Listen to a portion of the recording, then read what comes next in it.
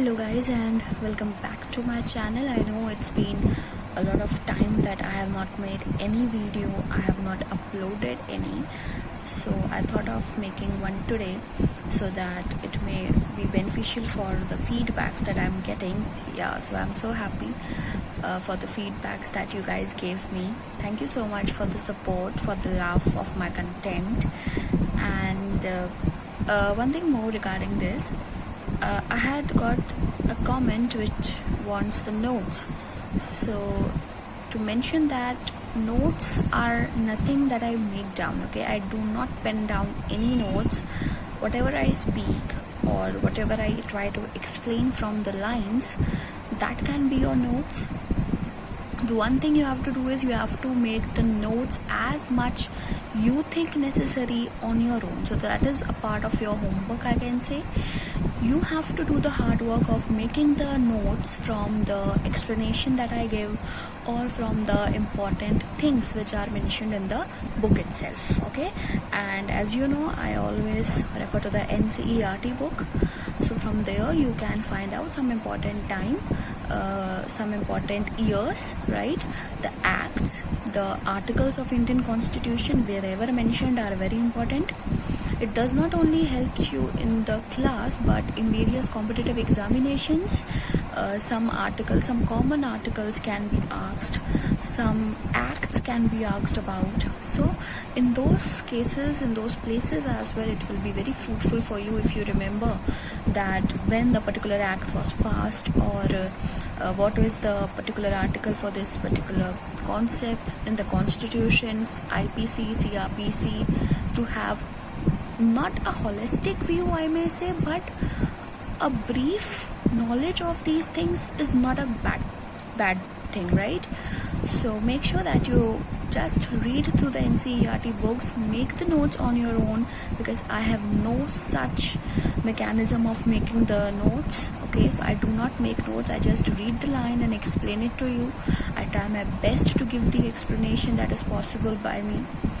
And so yeah, let's just continue with what we left in the previous lecture videos. In class 11th we were doing chapter 2, whereas in class 12th I was barely able to complete the first chapter, that was judiciary.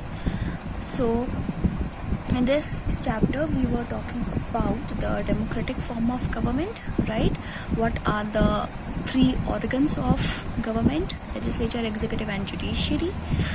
In which the topic that we have left in the previous lecture is the function of legislature as an organ, in which the first function was to express and formulate the will of the common people. As I told you, it's a democratic form of government. The government or the people in power, they have the fear that if they do not take a policy decision which is for the welfare of the people, then they will not be elected in the next election.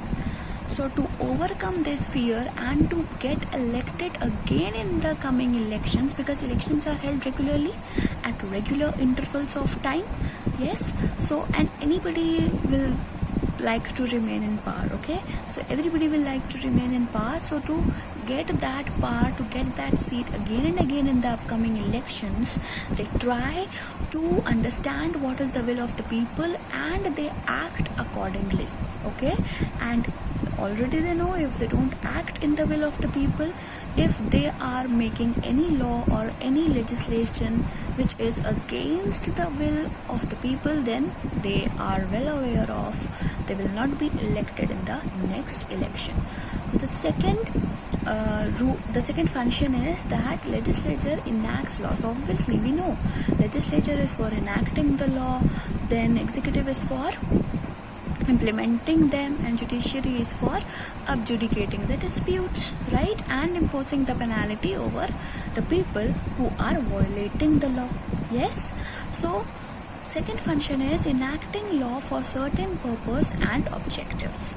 Each and every law or act is passed to fulfill a certain objective, so that that act can perform a particular function and it may fulfill a particular objective. For example, these acts are nothing but the bills. Okay, when the bills become law, they are generally known as this act or that act. Okay, the act word is attached to them. So Consumer Protection Act, if we take the example of which was passed in 1986, please remember the years. Who knows that it may be asked somewhere or the other. So Consumer Protection Act was passed in 1986, and its purpose was, you can understand it from the word itself, consumer protection. That means to protect the interest of the consumers. And obviously, if these acts or bills are passed, then there will be a speedy settlement or speedy adjudication of the disputes. Consumer का किसके साथ dispute हो सकता है? जिससे वो सामान ले रहा है उससे. अगर मैंने कोई सामान बेचा और आपने कोई सामान खरीदा, तो हम दोनों में ही तो डिस्प्यूट हो सकता है ना. You will be the consumer, I will be the seller. You will be the customer, I will be the seller, I will be the shopkeeper, whatever you say, right? So there will be a dispute between us. To resolve that dispute, you can sue the other person or you can sue the shopkeeper under this act. There is an advertisement also which airs on the television about Jago, Grahak Jago, right? You may have heard, you may have seen that advertisement as well. So what does it say? It tells you some provisions or some awareness tricks, right? So that people may be aware and they know their rights. There is a very big problem with Indian people that they are not aware of the rights which they are having. So a holistic knowledge of legal study subject is very important to realize and to know that what the rights are, okay, what the privileges or what the rights of a person are. So you see, this is a very important subject that we are taking up. Okay. So Consumer Protection Act में किस तरह के disputes हो सकते हैं? Like if somebody has sold you an adulterated food item and your health is affected because of it, then you can sue that shopkeeper or that seller that you have sold me this and this adulterated food item because of which my health conditions deteriorated and I had to pay such and such amount of bill in the hospital. Now I am claiming compensation from your side. Compensation can be in the terms of money, pecuniary compensation, that is in terms of money. You can ask for the amount of money that you had cost, that the article had cost to you, and also you can demand the amount of money that you had to pay in the hospital because of getting ill, because of consuming that food, right?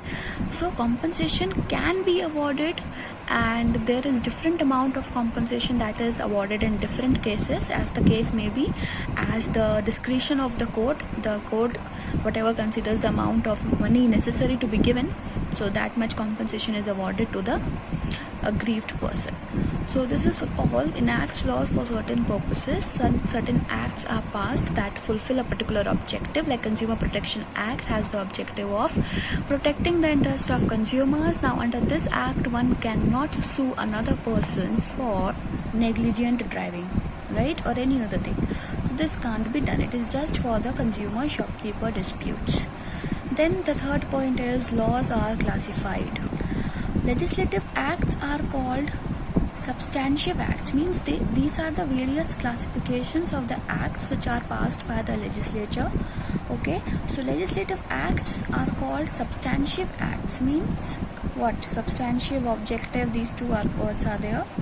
Substantive acts, because when we classify on the basis of subject matter of the law or the subject matter of the act on which purpose it is passed, then that is substantive act. Procedural word itself suggests on the basis of procedure that is to be followed to implement those law.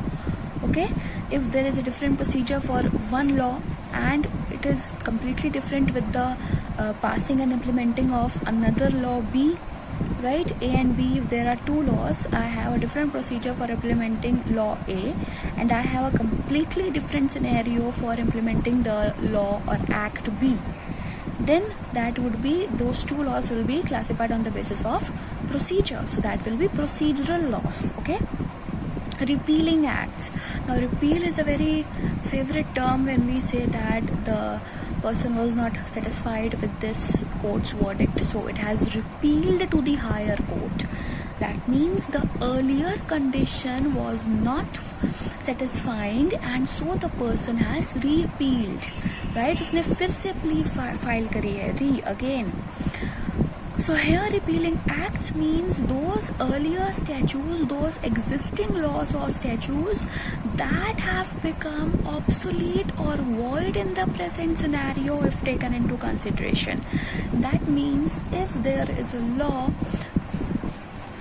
which states homosexuality to be crime, and there was a law and there was a section regarding this also, section 377 IPC, but it was decriminalized by the Supreme Court because in the present scenario that was considered to be appropriate. These laws, the IPC was made in 1860 by Lord Macaulay. Okay, so it was way back, about 1.5 century back, right? So that was considered not to be valid or not to be at par with the present scenario. We are allowing the homosexuals to live together, right? In the recent judgment that has come so far, recently 1 month back, the judgment came that homosexuals can live in the same flat. And decriminalization was also done way back in 2017, I guess. So we have made progress. We are allowing the things to be done as per the time has changed. With the due passage of time that has passed, the societies have changed, they have evolved. Earlier there was sati pratha, right? We had child marriage, but now both these things are also gone, right? So with passage of time, when people get educated and the societies develop, right, so their thinking also changes. So keeping those things in mind, the scenario, the living standards change, and so the laws which were made way back in 1860, some of them were not considered to be appropriate with the current scenario, so they were repealed. They were repealed means there was a little amendment made into them, or they were totally removed, right? So these things happened, and so they were called as repealing acts. Means this act was repealed, and it was because it was not considered to be at par with the current society. Then we have amending acts. Now amending acts, as the word itself suggests, amend means to change or to modify, and which will you modify? The one which is existing, right? You will modify the one thing which is existing. So amending acts were those that used to modify the existing laws. Now modify can be done by either adding or by subtracting some terms, right? So modifying was done on the statute book, means where all these laws are given, all these laws are written, taking into account the changing social, political and economic conditions of the country. By following a special procedure, legislature may also amend the constitution of country. Yes, so by following a special procedure, legislature also has the power to amend the constitution of the country, except the basic structure. If we talk about India, legislature or the parliament has power to amend each and every article of the constitution, but it can't touch the basic structure. Okay. Now, the fourth is parliamentary procedure and enactment of laws. Everybody knows that a law is made by following due process of parliamentary procedure. Discussions are carried out in Lok Sabha, then the bill is passed to Rajya Sabha, then President signs it, and then only that bill gets converted into a law. Right? So, a bill is a statute in draft. Draft means which is not completed. In draft, and cannot become law unless it has received the approval of both houses of parliament and assent of President of India. That's what I told you right now. A bill can be produced by a minister when it is called a government bill. So this is also very important. Please underline it in your books that you are having. I am having this virtual book, a PDF on my computer, but you all may having it in your hands, right? So underline bill can be introduced by a minister. When it is introduced by any minister, then it is called a government bill, because the minister under the government will be producing it. Then, or a member other than minister. If the bill is produced by a member of house other than the minister, means other than the government in power, then it will be known as a private member's bill. For example, if any union minister of Modi government is presenting a bill, for example a finance bill or some economic bill produced by the finance minister of India, then it will be known as a government bill, because the union minister, that is the government in power minister, is producing that bill.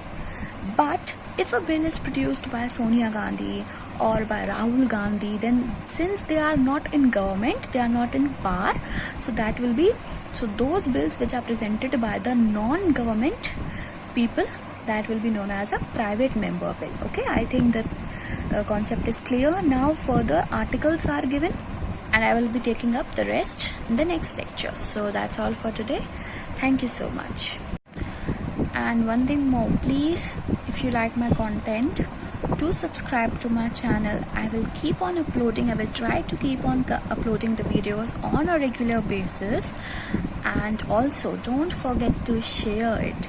Share it with your friends as much as you can, guys, and also tell them to subscribe the channel. There are different playlists that I have made for various subjects, for various classes, and a separate playlist for class 11th and class 12th legal studies is also made. So there you can see various videos, various lectures that you want. Thank you.